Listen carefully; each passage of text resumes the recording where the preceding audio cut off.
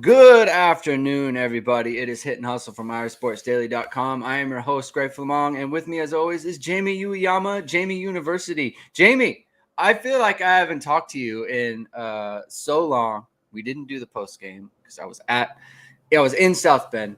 We didn't do the post game, and it made me very sad to miss that. So first of all, how are you doing? I'm doing great. It's coming along here. It's really cold here, but I'm doing all right. Really cold. Speaking of really cold, it was very cold in South Bend.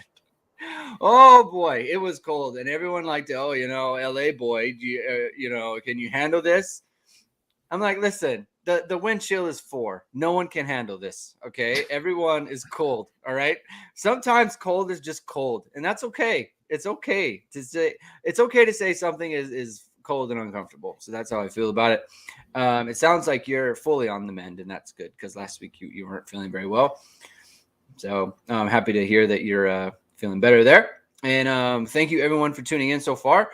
If you haven't caught our show before, if you're going to watch it on replay, as always, hit the like button, hit the subscribe button, follow along on Twitter.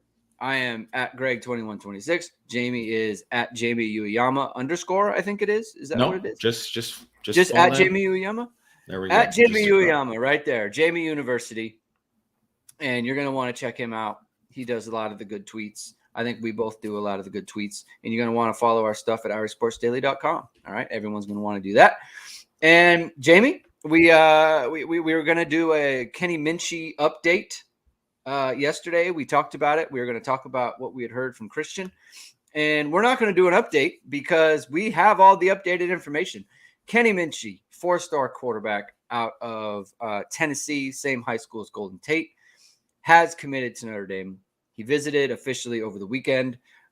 We saw him walk in with Drake Bowen, and that's kind of when I knew things maybe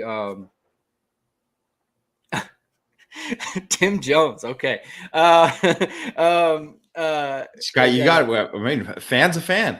A fan's a fan. Thank you, Tim Jones. He thinks I'm a good-looking guy. So where was I? All right, Drake Bowen. He walked in with Drake Bowen, and it's like when you see someone walking in with Drake Bowen, the governor of the Notre Dame 2022 or 2023 recruiting class, excuse me, things are pretty much trending in the right direction, and it was. And we're just gonna start it off with CFB Hertz asks over under 2.5 Heismans for Minchy. What do you think there, Jamie? Let's make it 4. 2.5. That, you know what? This is why you really just rest in peace to Bino Cook, because no one was throwing out stuff like him, like Ron Paulus won 2 Heismans. I believe he was after his first game after the Northwestern. No, it was prior, I think. I thought it was after he threw 4 touchdowns in that game. And I'd have to check. My recollection was like signing day. He was probably like, for those, obviously I was not really, into recruiting then, but I recall like I had Sports Illustrated subscription like most other people at that time. And, reading the stuff on Ron Paulus at that time, I'm sure there's a bunch of other older folks who were getting, BGI back then, subscriptions and stuff, but he was as hyped. Like he was supposed to be the guy before he broke his collarbone in camp. And then we all know Kevin McDougal came and played great that year. But he was, man, talk about a hype. And for a guy too, who was like a 4-year starter, and fairly successful in terms of like numbers and stuff like that. It was just going to be impossible to live up to that hype.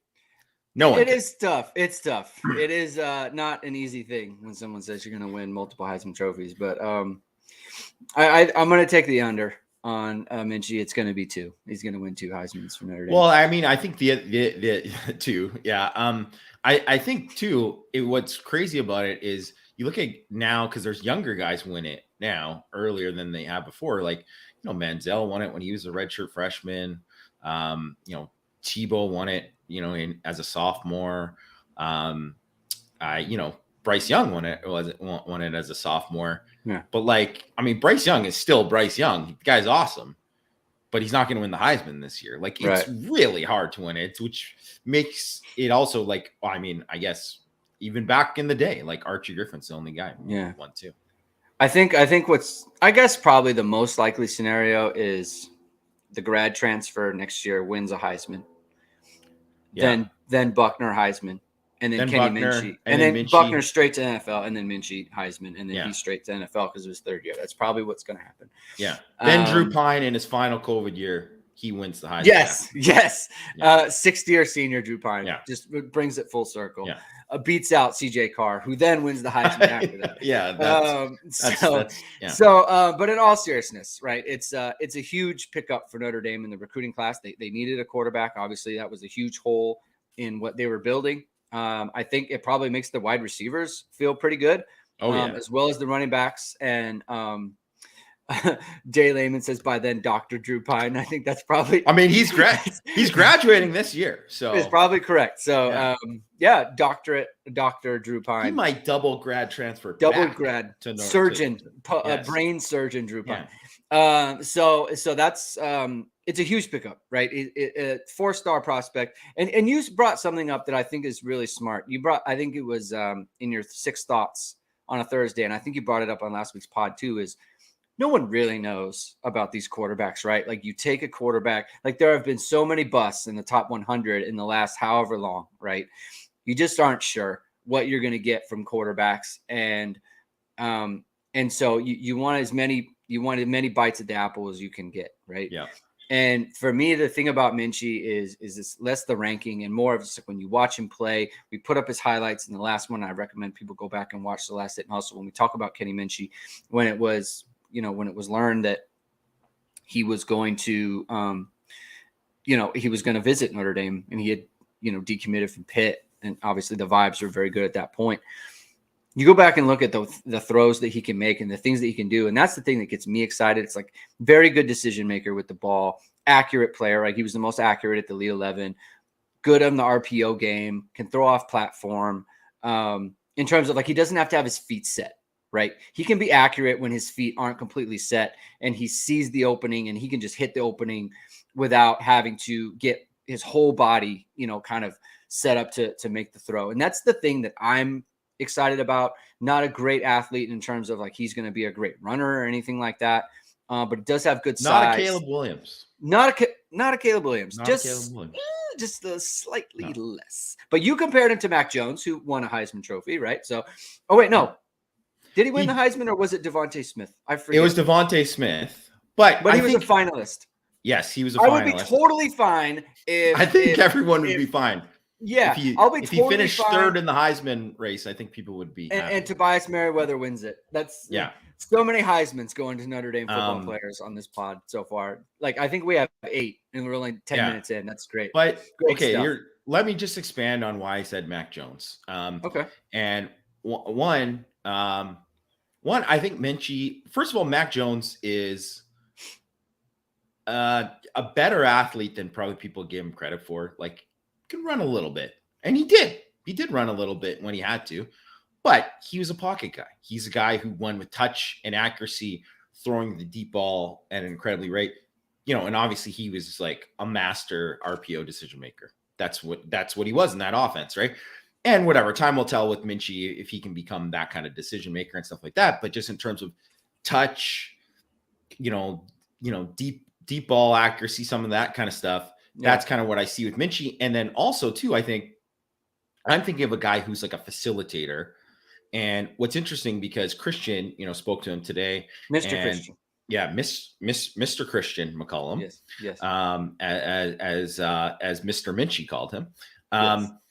He said that Minchey talked about when he was talking about with Reese, and we was talking about Tommy Reese and talking about Marcus Freeman, and they were selling him on the talent he's going to play with, really, right? And kind of being and he was really kind of a humble guy, kind of talking about how it's the other players that are going to kind of help make him great. And first of all, that is just love that to death. Anyone who listened to Zach Wilson not take blame for his horrid performance. You want quarterbacks, you want those guys to give all the credit to everyone else and then take all the blame for when it doesn't go right. And it sounds like that's the kind of guy Kenny Minchey is. And I think that is always important because you're going to have the locker room when there's that. And I think too is when I'm looking at, say, this recruiting class, I'm looking at the talent on Notre Dame's team right now and the offensive line they have and that they're going to have. And the pieces are there to have an elite offense, I think, right? I think the pieces are going to be there, especially in this class that's coming in and as it grows and grows and as those guys get older. And you just need the trigger man to kind of get them the ball and just not get out of the way, but put these guys in a position to succeed. And I think that's what I kind of see with Minchy is he could be that guy. He has the potential to be that guy and really kind of thrive that way. And man, I think that's at a quarterback.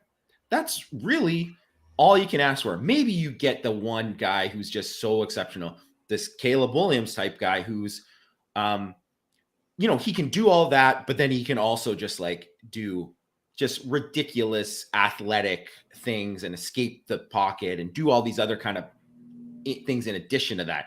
And of course, who wouldn't want that? But how many guys are like that? There's like, how many other Caleb Williams are there in this class?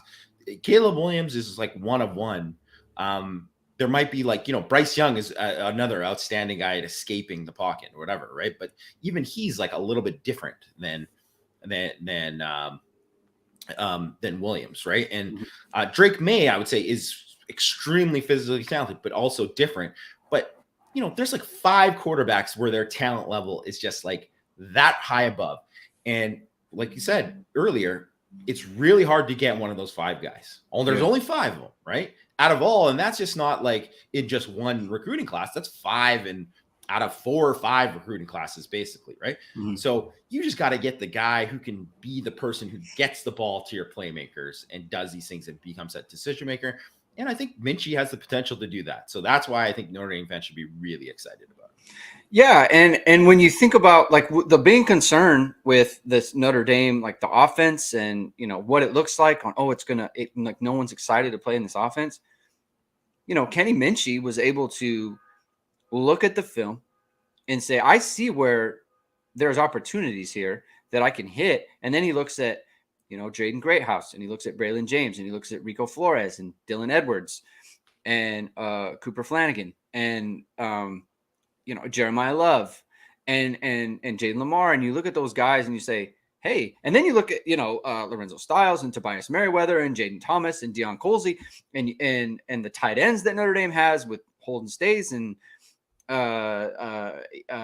Mitchell Evans and Eli Raridan, who's hurt, but he probably hasn't seen him, but he knows about him. Offensive line. I mean, so he's able to look at those pieces and he looks at the film and where there's opportunities and he can say, and he was able to, make the determination, this offense can make me better, right? They can accentuate my skills with the guys that they're bringing in. And I think that it was a big concern for a lot of fans that recruits would be scared away by what they're seeing on the film. And he wasn't. He was actually taken in by it and saying, hey, like I can work with this.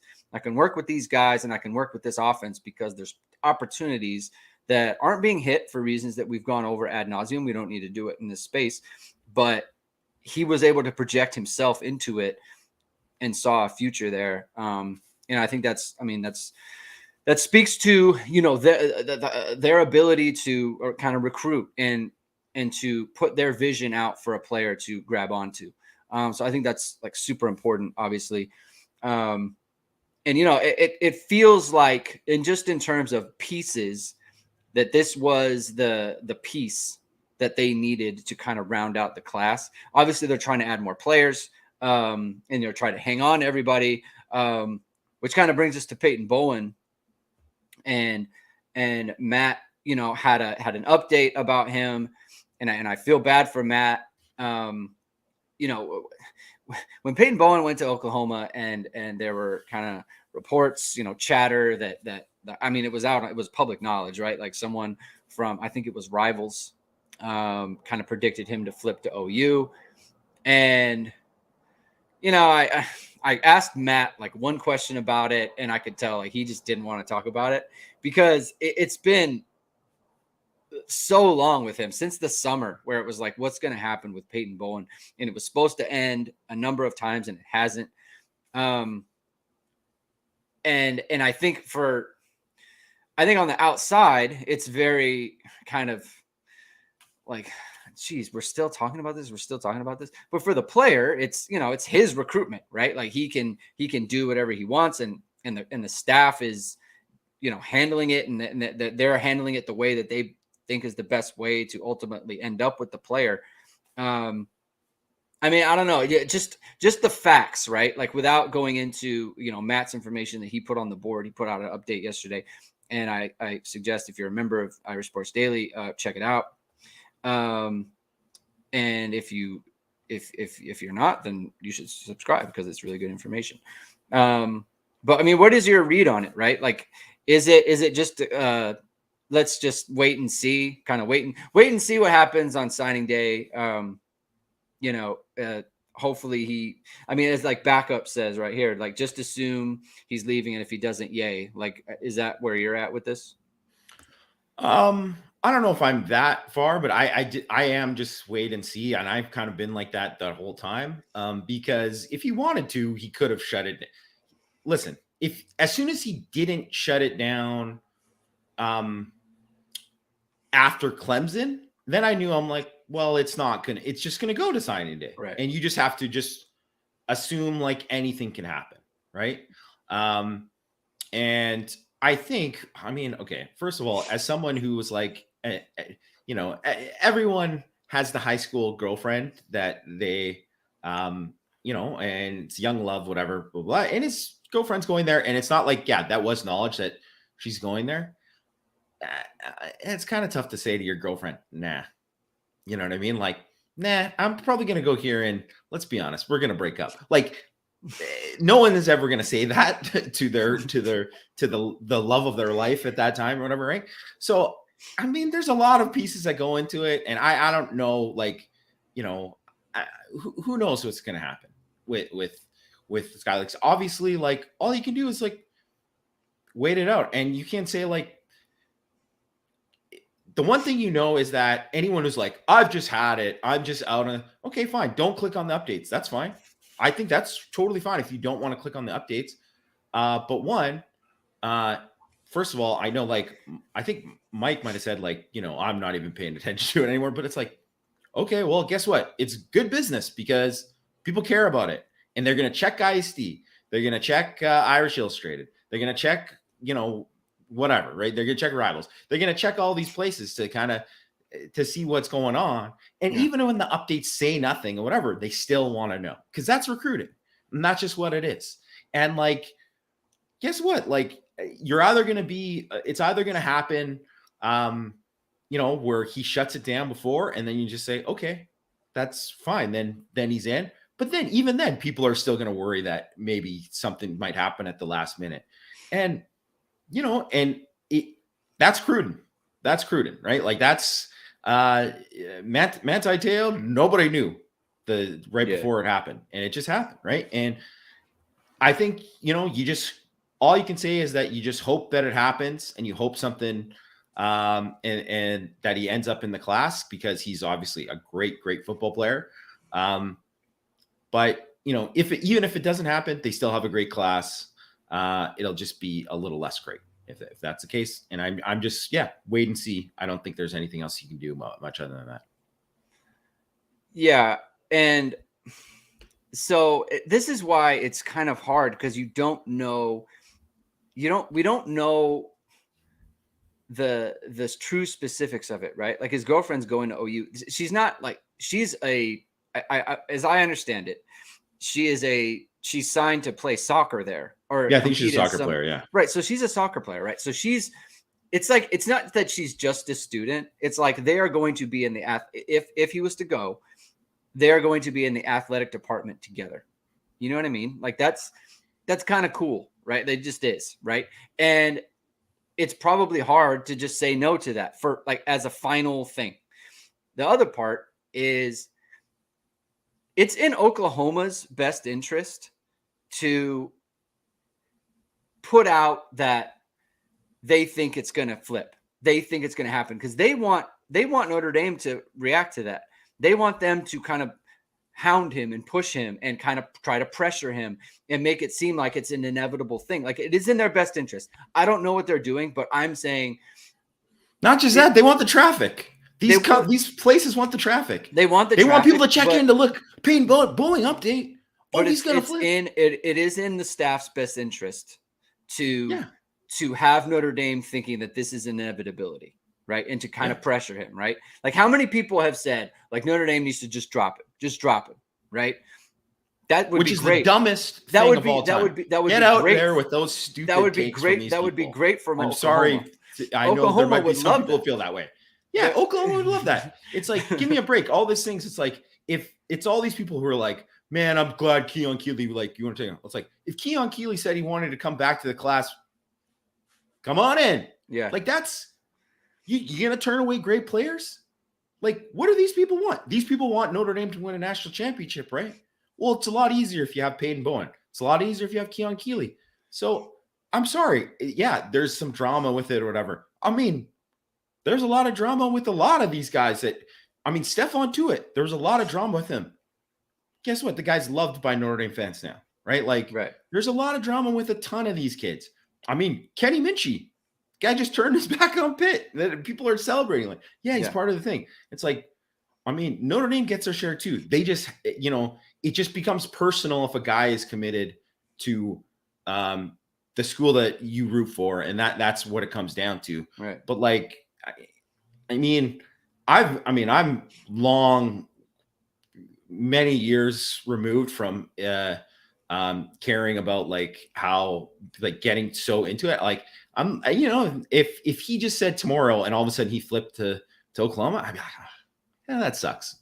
Yeah. And then you move on. That's right. What can you do? There's nothing you can do. And that's really like, and even if you're Notre Dame, you might say, that sucks.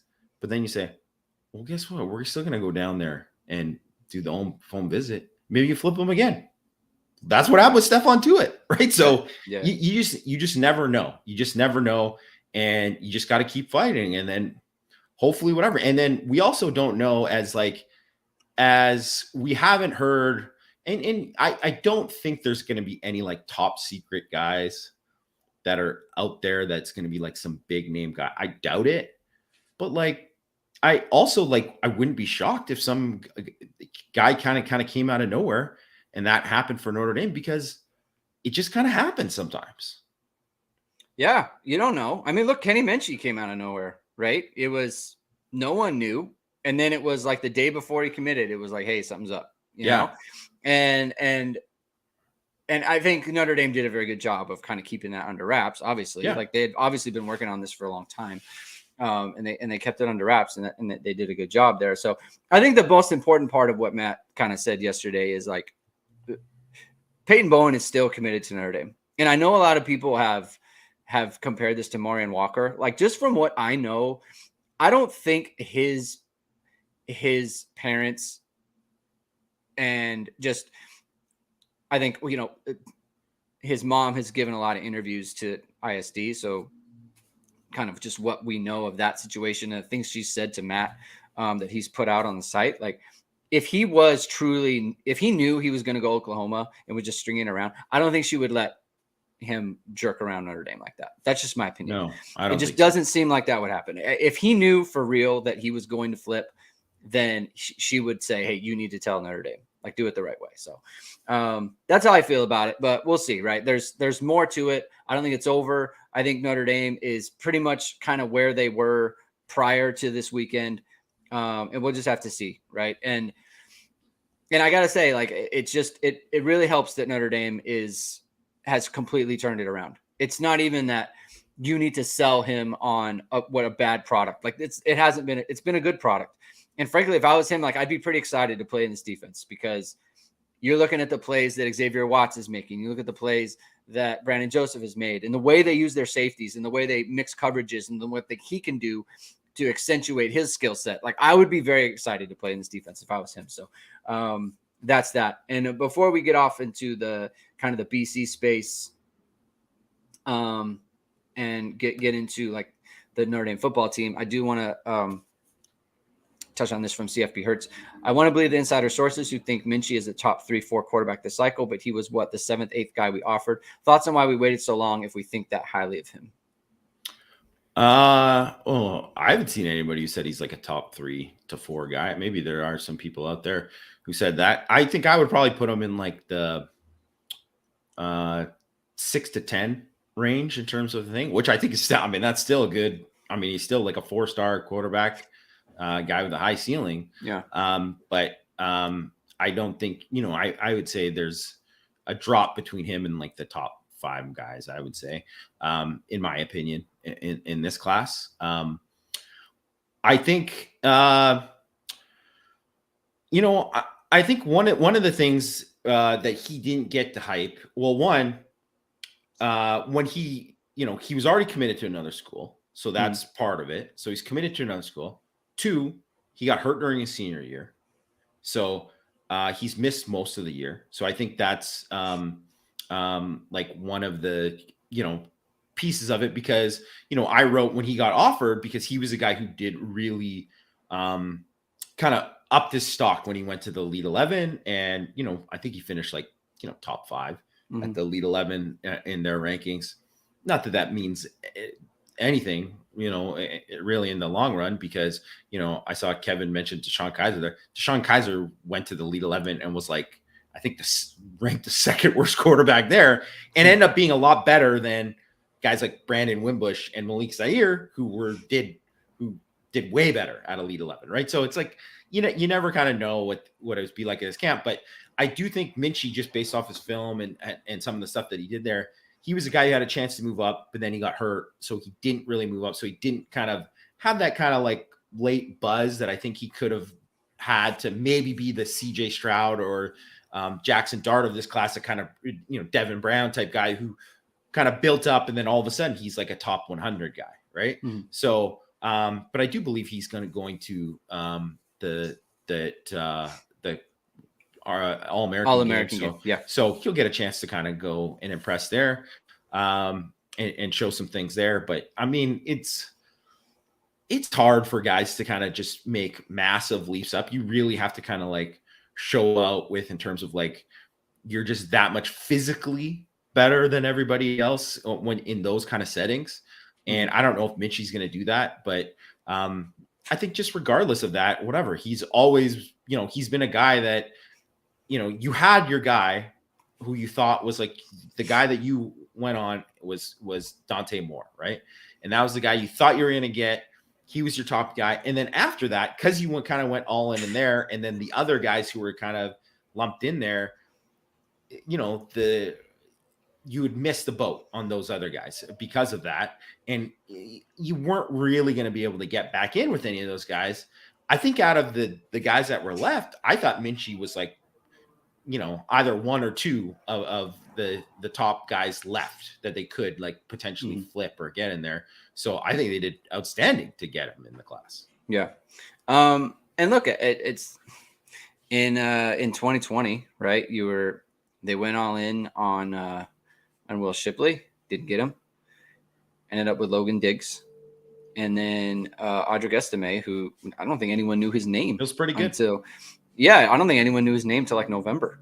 And then all of a sudden it was like, okay, he's going to come to Notre Dame, right? And so just because, when you're on him or when you're on a guy, it's not really indicative of, what type of player he can be, right? Especially with quarterback, like you can't recruit 4 or 5 guys like all at once, right? Like you have to narrow it down, and Notre Dame did. And, but Kenny Minchey can do what he can do, regardless of when Notre Dame got on him, right? It doesn't make him any worse of a player. It doesn't make his evaluation any different, right? They got on when they got on him. He is the same player no matter when. So, Kevin said under the impression they tried to get back in with Kenny Minchy in the summer, but he basically ignored the staff. I don't think ignored is the word. No. I think it's more like, hey, I'm good with where I'm at. Right. I think he listened to them. Kind of that. I don't think he was like ignoring them. It was just. I think too he had kind of recently committed to Pitt, so it was going to be kind of hard to be like, hey, you recently committed to Pitt, come take a visit. Yeah. I mean, he might as well just have not just unless he was going to just decommit from Pitt right then. And I think that was going to be a tough thing. And so I think it was kind of over time that they had to just kind of, keep working on it during that time. Yeah. And they did. So good for them. Bless you. All right. So let's move off recruiting. Let's move into the Notre Dame football team that is now 8-3 after a 44-0 victory over Boston College. They've got they're 13th in the AP, Jamie, which is very funny to me. Not funny, but just like kind of amazing. Considering like, I mean, a couple weeks ago, they weren't ranked. They lost to Stanford. They were 3-3, Jamie. Yeah. And it felt like, man, I don't know with this team. I mean, 6-6, people thought that were like, I thought that was possible, right? I mean, after 0-2, people were talking about 4-8. Yeah, it was in play, right? They could have gone a lot of directions, and they've turned it around, playing good football, right? And that was what I took away from the game. When I was there, I had a feeling. I don't know if it was just being there that made me feel like that, but it just seemed like they were in for a good one. They were going to be in for a good one. They were going to play well, and they obviously did. And it right from the jump, they were moving the ball. They were doing a good job. The defense allowed basically nothing. They allowed essentially 2 long passes that didn't end up in points, and they shut them down. BC was going to have a tough time, obviously, with the wind because they wanted to throw the ball a ton. But even if it wasn't windy, like it's just the pressure that Notre Dame was getting, the coverage that they had, because I'm sitting up there in the box. It's not like BC had a bunch of guys running free. Otherwise, they absolutely did not. Notre Dame had them locked down. They were never going to be able to run the ball. And it was, they played well on offense, right? And so there you go. It's a 44-0 game, which probably would have been worse if it wasn't there wasn't a blizzard in the second half, so that obviously kind of slowed things down for the offense. And I know you and Mike talked about the game on Power yesterday, but just kind of any just like closing thoughts in the game, anything that you noticed, anything that kind of stood out to you in terms of what we can take from, what we can take from the game and then moving forward into USC week. I think, the one thing that I think was important was they had to run the ball well in this game because BC's run defense wasn't great. It was a below average run defense, unlike Navy's. And I think, if you couldn't run well against a below average BC, then you'd say, oh, maybe they've taken a step back and this is where they're at. But now, because I mean, really, if you think about this whole game as kind of the game went along, you're thinking about, well, what does this mean for USC? And, what that means. And I think what it means in terms of, what you saw with them running the ball is they're going to run it down USC's throat. I think they're going to run it on USC, whose run defense is much worse than BC. So I think I think Notre Dame fans should feel really good about. And I think, big takeaway for me outside of that is that I think Drew Pine, after kind of a slow start, made some big throws on third down when he needed to. And I think that is something that they got to be able to do that. You got to be able to do that.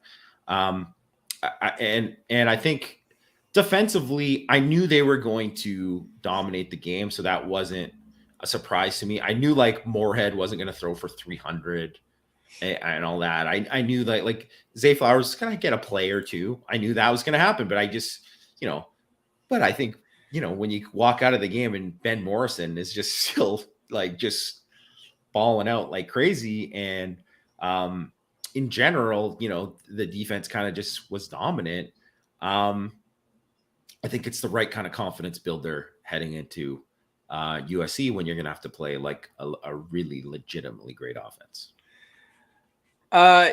Yeah, man. I I was, less so from the game. I think that's been analyzed a bunch, but I was just really taken in by what Marcus Freeman said in the press conference, and just how it all kind of blended together when he was talking about resilience, and I think when he made the comment about being resilient, and if you're not resilient at Notre Dame, then you'll get weeded out, right? And I think people took that as a shot at Phil Dracovic, and maybe it was. I don't know. But me sitting there, I didn't think that. I was thinking about just his whole kind of philosophy on the way that he wants to play. And it's been talked about before. Notre Dame's practices have been a lot more physical before the season and in season than we have been kind of accustomed to, I guess, hearing, right? They've been physical in camp, and then during the season, it settles down, right? They're not as physical. But they've been physical. I mean, how many times has there been a game where it's like, hey, X guy is not playing this week because something happened. He got hurt in practice, yeah. Right, got hurt in practice, right? And that's not usually the case. And it happened. It might have happened again this week with Jason Adamilola, right? Like suddenly he's just, oh yeah, he's out, and it's like, oh, okay. Tobias Merriweather, same thing. And when he's talking about resilience, it goes so much further than, just a player or that game with playing in the snow. It's their whole kind of mantra and their whole philosophy. And I'm curious to see if that translates to going out to Los Angeles. I've talked a ton about how Notre Dame has not gone to LA Thanksgiving weekend and played a good football game. Like not regardless of winning, just played a good football game. You know what I mean? 2010, I think they played well. That was, for what that team was, I think they went out and played well. That was not a good USC team. Okay, it wasn't. Not anything like this one. And the last time Notre Dame's beat a ranked team in LA is 1992, which was my first game ever watching a Notre Dame football team live. And that's just how long it's been, right? Anytime Notre Dame or USC had a really good team, even when Notre Dame had a good team, right? Like 2006, good example. USC was good. Notre Dame was good, at least ranked. And they got boat raced. They got run off the field. And I'm just very curious to see if Freeman's message resonates with these guys and he has them ready to put on a great performance over the weekend. Because this USC team is the type of USC team that could run you off the field. They could. They have that type of firepower on offense, and they've got a quarterback who is just from a game plan point of view, he's very difficult because you can scheme him up perfect. You can have the right call, you can have the right everything, and he finds a way to win the play. And not just win the play, but win the play big, and that's something you got to overcome, and you have to be resilient in doing that. You have to be resilient in going to LA and facing a team like this. You have to be resilient in ignoring the slow start and ignoring what people said about you against Stanford and everything. And you go out there and put together a good performance. And I'm thinking all of this as I'm sitting there listening to him. And I'm just thinking, man, if I was a player, this would really resonate with me.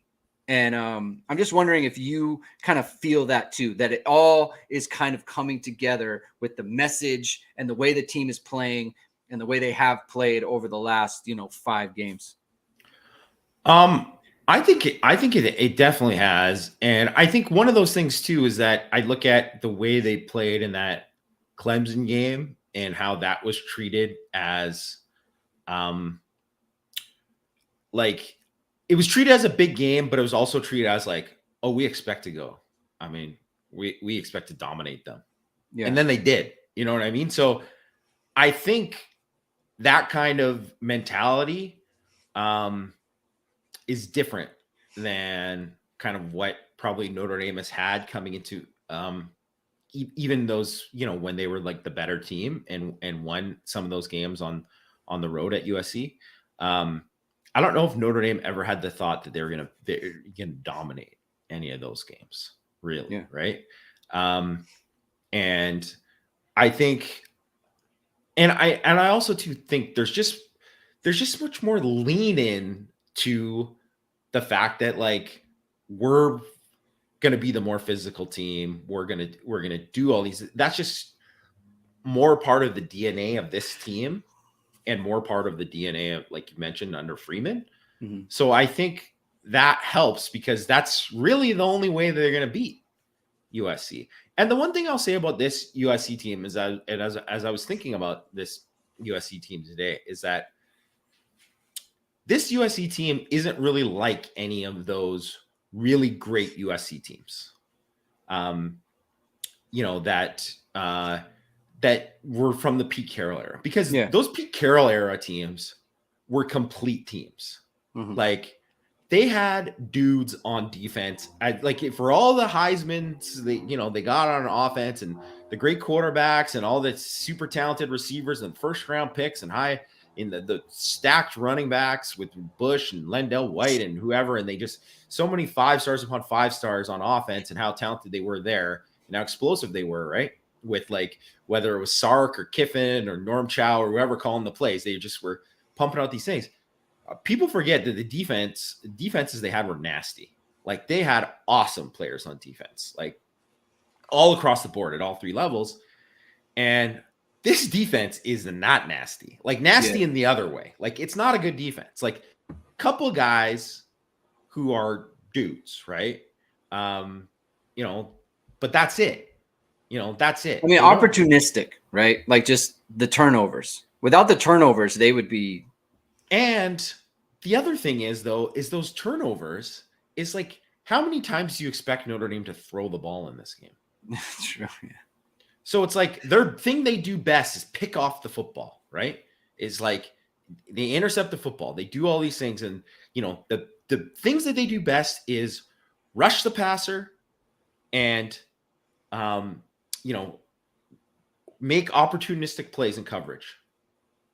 Well, you're playing a team that's going to run the ball 75% of the time. So it kind of takes away from what they're actually good at. And I don't know. I just think it's like one of those kind of matchups too, that it doesn't, because of that, it's like one of these things where if Notre Dame had a team where, let's just say that Notre Dame had whoever that, just insert elite quarterback here. And this is the identity of Notre Dame's team, was to like chuck it around, and they were going to do that. And it's like, and it's not like teams haven't chucked it on USC and had success, or they have, right? But, I think if you were getting into if you're getting into a game where it's a shootout type of game, you're going to lose, 99 times out of 100 with USC, which is why, even though UCLA, they easily could have won that game, right? They easily could have won that game. Yeah. And Utah did win a game where they were like that. But that's just, you can't play that game with USC. Notre Dame can't. They 100% can't, right? So, and I don't think they will. I don't even think they'll try, right? So, and kind of because of that, I just kind of see it like, USC could easily win the game. To me, it's like going to be like a toss-up kind of game. But I also think, just like stylistically, Notre Dame plays into what they do on offense, and their identity on offense kind of makes it gives them a much better chance to win the game than probably any other team, not even probably, like definitely than any other team that USC has played this year. So there's a couple things. One, so UCLA is a good running team, right? But they're kind of a scheme running team. Whereas like, and a ton is on DTR, right? If DTR has a poor game like he did, then that's how you get him, because it's so much on his decision making and his playmaking, right? Well, Notre Dame's not going to play like that. They're not playing like anything is on Drew Pine. They're taking the ball out of his hands, right? They simplify the game in that, like, hey, you know what we're going to do, right? It's not some weird thing. It's just that we're going to run it. You don't know which running play we're going to run, and you better kind of have the right people in the right spot, because if not, we're going to out leverage you, and we're leaning on you, and you haven't been leaned on yet. You know what I mean? You haven't been leaned on like we're going to lean on you. They just haven't. The other part too about their offense is I really wonder is I have a friend who loves who's a really big baseball guy, and he always talks about like when a lot of these teams, like A-Rod, for example, A-Rod would have 50 home runs regular season in the postseason. It's like, how come he always blows it in the postseason? And he'd be like, well, he always hits bad pitching. And so, what do you mean? It's like, well, in the regular season, right? You got teams who are you're playing a series, right? You're always going against someone's third pitcher, fourth pitcher, fifth pitcher all the time. Like if you get them in the right rotation, you're not facing all their aces. So you're going to have a couple games where you hit a couple home runs here, a home run there, but then you get to the ace and you're 0 for 4, right? Over the course of a season, your numbers are going to pile up. But then the playoffs come and there's more rest, and all of a sudden you're not facing 3, 4, 5. You're facing 1, 2 all the time. And so then you're not as good as a hitter, right? Because you're facing better pitching. And USC has not played good defenses this year. And the one good defense they played, which is Oregon State, which I don't know where they are in SP Plus at this point, but I think they were in the top 30 defensively in SP Plus. 17 points. They needed a last minute drive to win the game, and they were also +4 in turnovers in that one. That's how they won. Yeah. And so I just wonder, is USC the type of team that hits bad pitching? And UCLA, right? Not a good defense, right? Utah doesn't have a great defense. So yeah, Utah is 24th in DF plus, but to me, I don't think. First of all, I think Utah's one of these teams that like we play our style of defense no matter who the opponent is, and it always is like, yeah, like why do you do that? You end up losing games you shouldn't because you do that. And also too, like, I mean, sorry, Utah like lost to Florida this year, and Florida stinks. They stink. So I don't want to hear anything that. So this is why too, like when I look at this USC team, and I'm not saying USC, I think in 2 or 3 years, I think that's going to be a whole different story because I think they have a chance to build up the talent level and all this kind of stuff. But for all the home runs that they hit when they in terms of the transfer portal, in terms of getting Caleb Williams and Mario Williams and Jordan Addison, and Travis Dye and Austin Jones in the backfield, and what that has meant for their offense. I mean, obviously that has been huge, right? Like they don't have like a top 3 offense in the country without those guys. In saying that, on defense, they try to bring in a lot of guys there, and Mekhi Blackman has been a very good corner for them. But that's really the only guy who's been a big hit for them. Like Shane Lee, like leads the team in tackles. He's an Alabama transfer. He's not that good. Like he's average. This team, USC team, is very similar to those Lincoln Riley Oklahoma teams, where you're like, man, this offense is good. Man, the quarterback is good. Man, they got a bunch of good receivers. Man, they're explosive. Oh man, but they run too, and they do all these things. It's just a really good offense. Like this is one of the best offenses there. But then they get to the playoff, and then it's like, oh, they're playing dudes now, and then now their defense, which is kind of like they won these shootouts. I don't know if they can win all those because it's like you're not going to score every time against a good defense, right? You can score a lot still, but you're not going to score every time. So I think that plays into it too. And I think that's why that A-Rod analogy is like a perfect one, because I do think there's something to the Pac-12 isn't good. Like the Pac-12 isn't good, specifically on defense, right? They don't have a lot of good defenses. The other thing is that USC didn't play Washington. They didn't play Oregon this year. That's just how it worked out with the schedule, right? And those are 2 teams that are kind of similar to UCLA in a lot of ways, where they're like, it's shootout time, right? They're going to do that. And so USC easily could have, like, if they would have played those 2 teams instead of, I don't know, Stanford and whoever, like those are games they could have dropped too. And that kind of changes things. So this was a very like Big 12 type of year in the Pac-12. And I mean, in general, that's kind of where the conference is. They just don't have, I mean, you saw what happened to Oregon when they played Georgia. And I know that Oregon got better and all this kind of stuff too, but there is a difference. Like, I mean, I'm not saying Notre Dame would go in and, I mean, they're not a playoff team this year, but I do think there is something to say that like Georgia, if they play USC, is going to smash USC just because they just have too many guys on defense. Like, I mean, you're going to get dominated up front, and then they have the athletes that can run with your guys. So that's a thing. I just have this really like big belief in Al Golden and kind of what he's done, especially as the season has gone along with the defense. And so I think they're going to have a really good plan.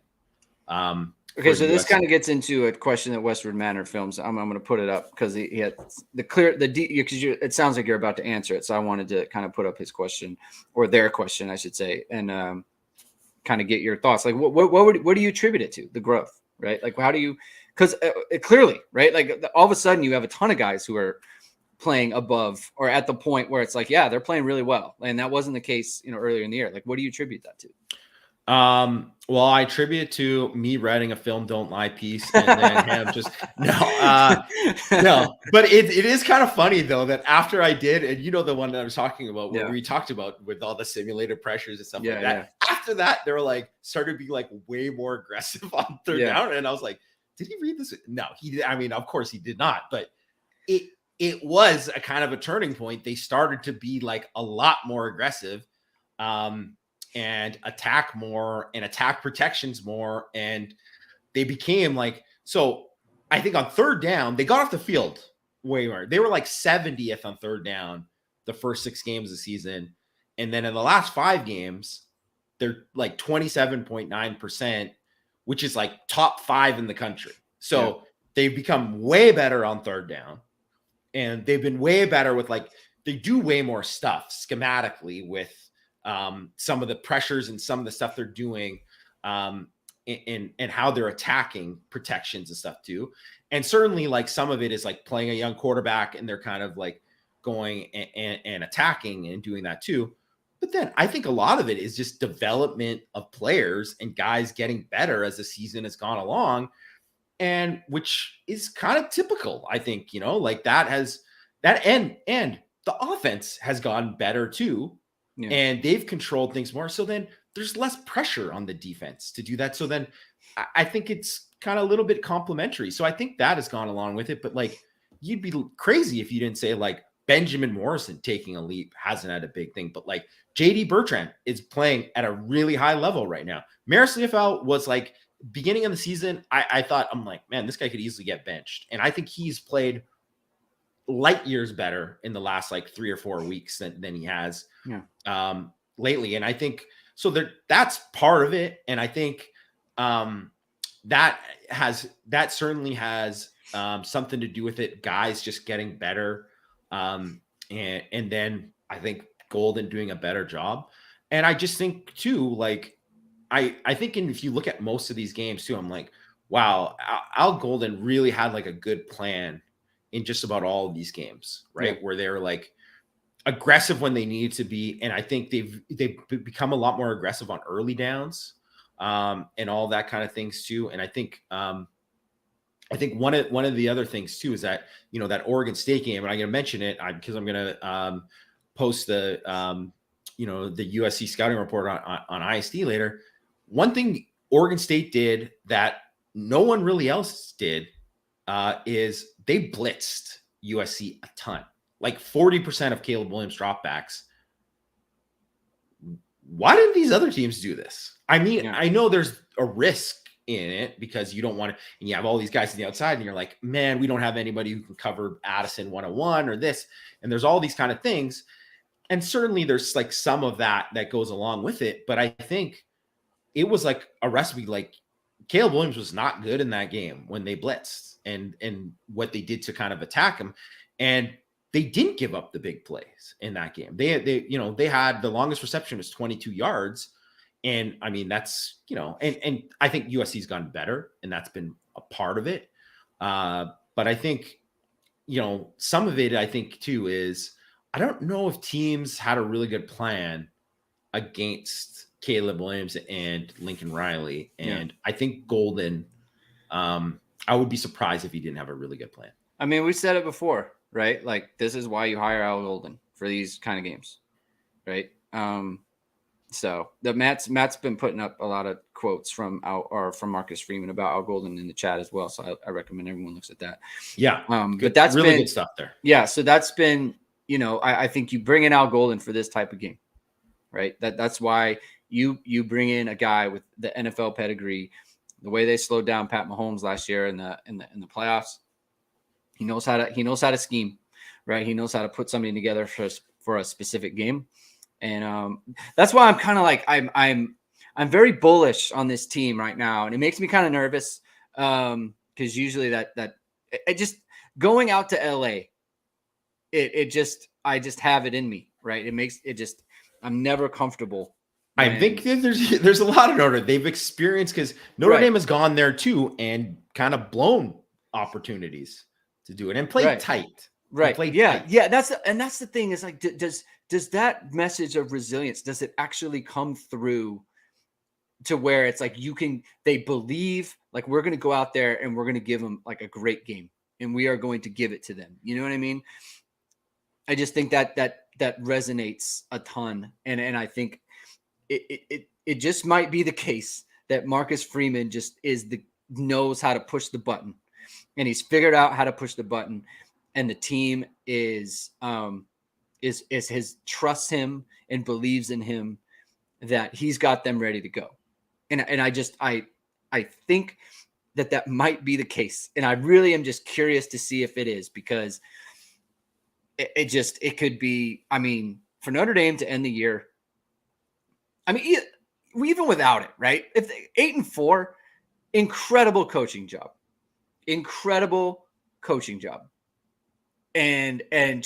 go 9-3, I'm telling you right now, if Notre Dame beats USC this week, it is the best coaching job. It just for a full season in a super long time. Like anything, like I think it would be above anything that Brian Kelly did with the number of problems and difficulties with the quarterback and the receiver room, not having a great receiver room. And all those other things, like it would just be, and it isn't even to take away from like things that Brian Kelly has done. It just would be, I would just be so impressed to end the year the way they have. So it's just, I'm very curious to see, and I may be wrong, right? I just maybe they just come out and USC is too talented, and the game flow just messes up. I'm saying all this, and I could totally see a situation where Notre Dame actually moves the ball pretty well. And they can't get in the end zone in the red zone, and they have to kick field goals. And meanwhile, USC scoring touchdowns, and it's like, oh, that's not good. Let's make that go away. So yeah, but I could see that, right? And so that's the thing. The game flow, it could just come down to the fact that like USC scores touchdowns on their good drives, and Notre Dame has to kick field goals, and that's the difference in the game. So let's see. I'm going to put up this coach stat from Coach Humph. USC had 30 first downs versus UCLA, but only faced 11 third or fourth downs. USC had 21 first downs versus Oregon State with 21 third or fourth downs. That right there shows what USC is about on offense. And that's a pretty good stat. That's a pretty good stat, right? Like you can get them in the third down. That's obviously to Notre Dame's benefit. So, all right, Jamie, what do you say? We end it there and we come back tomorrow. We're going to be back tomorrow because Thursday is obviously Thanksgiving, and so we got to get out the preview. We're just going to continue this conversation into tomorrow. And just ND Gal. When Notre Dame beats USC, you mean this is no time for unbelief, as Rocket would say, 10-3, get it? I like it. I like it. Let's go. Let's go. Yeah. Thank you for the super chat. And I think that's a good way to end it. Yeah. Right? There is no time for unbelief. Quick, because I see C-Max question on there. I mean, I don't see Snead playing in this game. I mean, as much as people get excited, this is not a game like, I mean, I could see Botelho doing something like he's talking about. I could see that. I think they're going to do a lot of what they did against Drake May in terms of that 3-man rush with the spy. Yeah. I think they're going to do that. So I think that'll be like Maris / Botelho. I even kind of suggested that maybe it could be Cully. Snead, I mean, I don't know.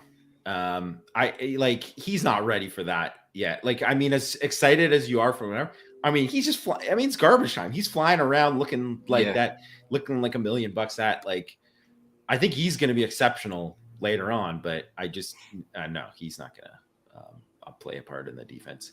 And then Matt chimed in with Freeman said he doesn't want to use a spy slimmer to UNC.